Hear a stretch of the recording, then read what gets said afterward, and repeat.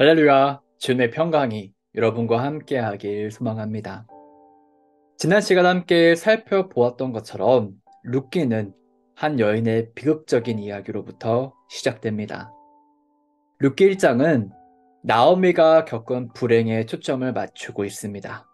나오미는 흉년으로 인해 고향을 떠나야 했고 타국에서 남편을 잃었고 불가피하게 외국인 며느리를 맞이했고 두 아들의 장례를 치러야 했습니다.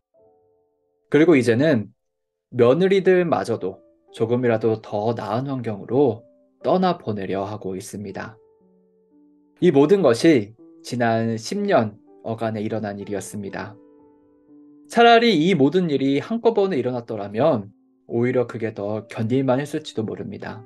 하지만 마치 날카로운 덫이 서서히 발목을 조여오듯이 올가미가 목을 졸듯이 그렇게 운명은 나오미의 인생을 서서히 그러나 촘촘하게 망가뜨리고 있었습니다.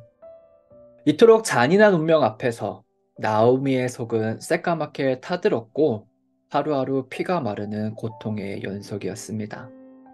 그 괴로움이 얼마나 컸던지 나오미는 사람들에게 이렇게 말했습니다. 오늘 본문 20절입니다.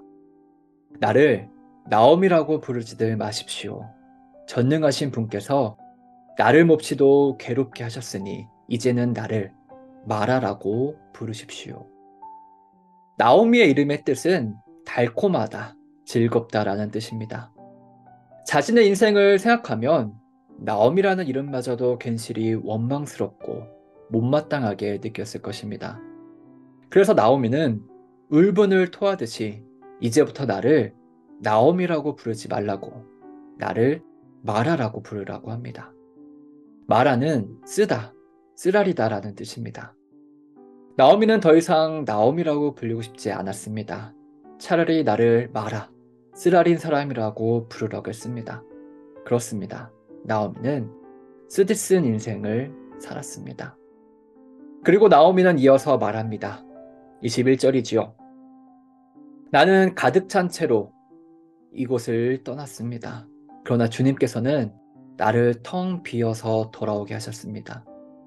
주님께서 나를 치시고 전능하신 분께서 나를 불행하게 하셨는데 이제 나를 나옴이라고 부를 까닭이 어디에 있겠습니까?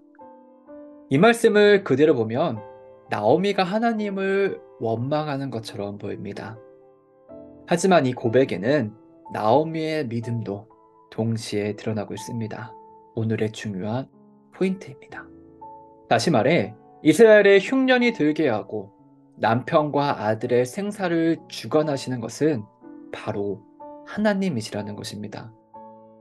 나오미가 겪은 모든 인생의 쓰라림은 그녀의 고백처럼 주님께서 치시고 자신을 불행하게 하신 것이라고 볼 수 있습니다.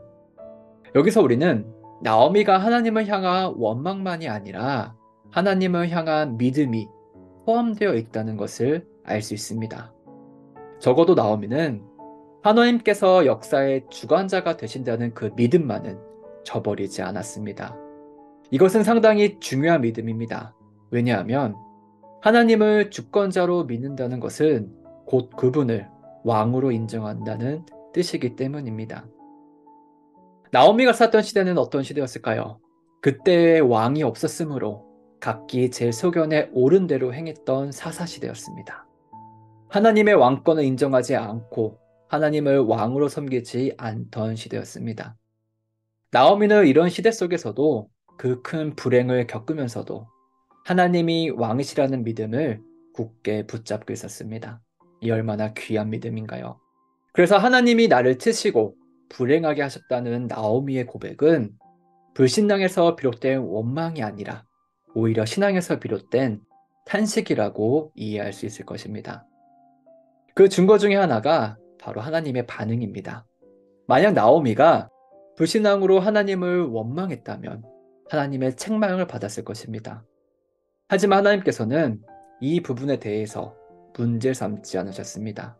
왜냐하면 그녀의 믿음과 마음을 다 아셨기 때문입니다. 뿐만 아니라 룻기 2장에서 이어지는 내용을 보면 반전의 서막이 올라가고 있다는 것을 알 수 있습니다. 바로 친척 보아스가 등장하기 때문입니다. 오늘 말씀을 통해서 우리는 어떤 교훈을 얻을 수 있을까요? 하나님은 징계를 내리면서도 은혜를 베푸시고 고난 속에서도 우리를 돌보신다는 사실입니다. 나오미가 기구한 인생을 살게 된 것은 나오미의 탓일까요? 아니면 주변 사람들 때문일까요? 그것도 아니라면 그저 잔인한 운명의 장난에 불과한 것일까요? 우리는 이 모든 질문에 똑 부러지는 답을 내릴 수는 없습니다.